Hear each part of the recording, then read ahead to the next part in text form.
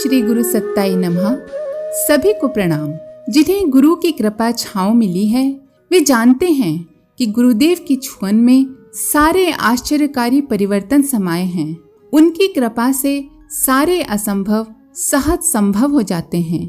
शिव संदेश भी यही है कि गुरुदेव से अधिक और कुछ नहीं है। भगवान भोलेनाथ ने यही कहा है कि गुरु तत्व परम कल्याणकारी है, ये मेरा आदेश है।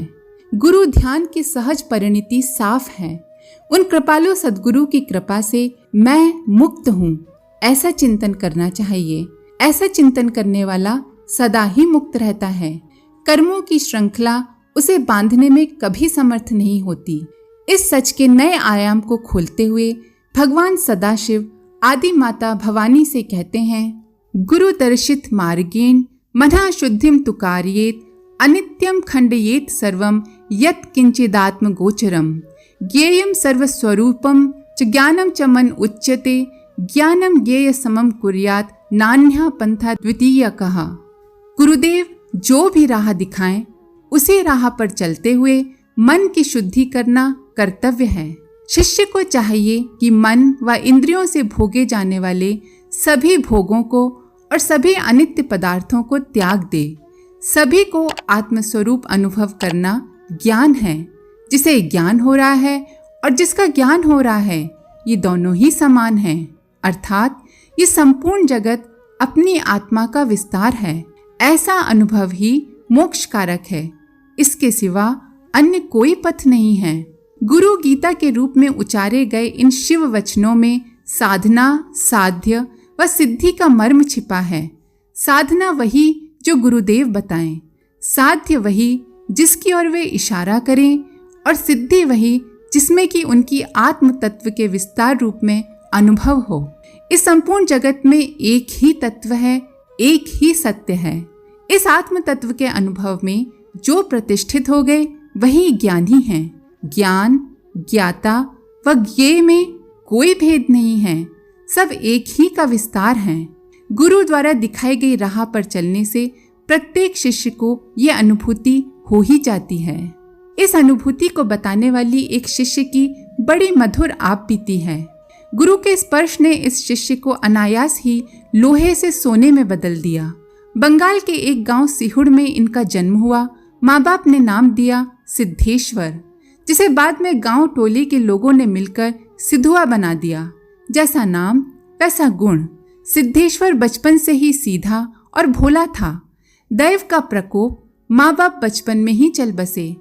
अनाथ होने का दर्द उसके सिवा भला और कौन अनुभव कर सकता था। अपमान से दिया गया अन्न और तिरस्कार से दिया गया जल उसकी भूख प्यास बुझा देता था। पर कभी कभी जब और अधिक अपमान सहने की हिम्मत नहीं पड़ती तो वो भूखा ही सो जाता था। उसका बचपन ऐसे ही बीत रहा था। तभी एक दिन बाबा सोमेश्वर उसके गांव में आए। उनकी भव्य देह यष्टि, शुभ्र केश, ज्योति बिखेरती आंखें, आशीर्वचन सुनाते होठ। उसने जब पहली बार उनको देखा तो देखता ही रह गया। समझ में नहीं आया क्या कहें, कैसे कहें। उसने तो बस इतना ही सुना कि बाबा को लोग परमहंस देव कह रहे हैं। उसने जब उनके पास जाने के लिए सोचा तो किसी ने उसे जोर का धक्का दिया, पर बाबा ने अपने बलिष्ठ हाथों से उसे संभाल लिया। वो तो बस डर के मारे उनसे चिपक गया। भीड़ जब बाबा के पास से विदा हुई तो बाबा ने उसका सर सहलाते हुए बोला, बेटा, मैं इस गांव में केवल तुम्हारे लिए ही आया हूँ। उसका तो कोई अपना नहीं था। ये तो बड़े ही अचरज की बात थी। पर बाबा ने उसे बड़े प्यार से माँ दुर्गा का मंत्र स्मरण करना सिखाया और बोले, बेटा, तुम बिना परेशान हुए इसी गांव में रहते हुए सबकी सेवा करते रहो। पर बाबा, ये लोग तो, वो आगे और कुछ बोल पाता। इसके पहले बाबा बोले, बहुत सताते हैं ना तुम्हें? हाँ बाबा। उसकी हाँ सुनकर बाबा सोमेश्वर ने अपनी आंखें शून्य में टिका ली और कहीं आकाश में खो गए। कुछ सोचते हुए उनकी आंखों में आंसू भर आए। फिर थोड़ी देर में प्रकृतिस्थ हुए और बोले, ये सब जो भी सताएं उसे प्रसन्नतापूर्वक सहन करो। इन सब के उत्पीड़न को प्रसन्नतापूर्वक सहते हुए इनकी सेवा करो। यही तुम्हारा साधना पथ है। मानोगे मेरी बात? कर सकोगे ऐसा? 15-16 साल का सिद्धेश्वर चुप हो गया, पर मना कैसे करता। जिंदगी में पहली बार तो किसी ने उससे प्रेम से बात की। उसने हामी भर दी। माँ दुर्गा का स्मरण, सारे तिरस्कार को सहकर सबकी सेवा, यही उसका जीवन बन गया। लोग जितना अधिक अपमानित करते, माँ दुर्गा का उसे उतना ही ध्यान आता। बड़े विहल होकर वो माँ को पुकारने लगता। रात में जब सोता तब सपने में कभी कभी वो परमहंस बाबा सोमेश्वर को अपने सिरहाने बैठे देखता। इन सालों में एक फर्क ये हुआ कि अब वो युवा हो गया था, और एक दूसरा फर्क ये हुआ कि अब सोते जागते उसका मन जगन माता माँ दुर्गा और अपने प्यारे गुरुदेव में विलीन रहता। अब धीरे धीरे उसे लोगों ने अपमानित करना बंद कर दिया। उसका मन भी अब माँ का हो गया था। माँ के स्मरण से ही उसकी सुबह होती और माँ के स्मरण से ही उसकी पलकें मुंदती। एक रात जब वो सो रहा था, तभी अचानक मूलाधार में सोई महासर्पिणी जाग उठी।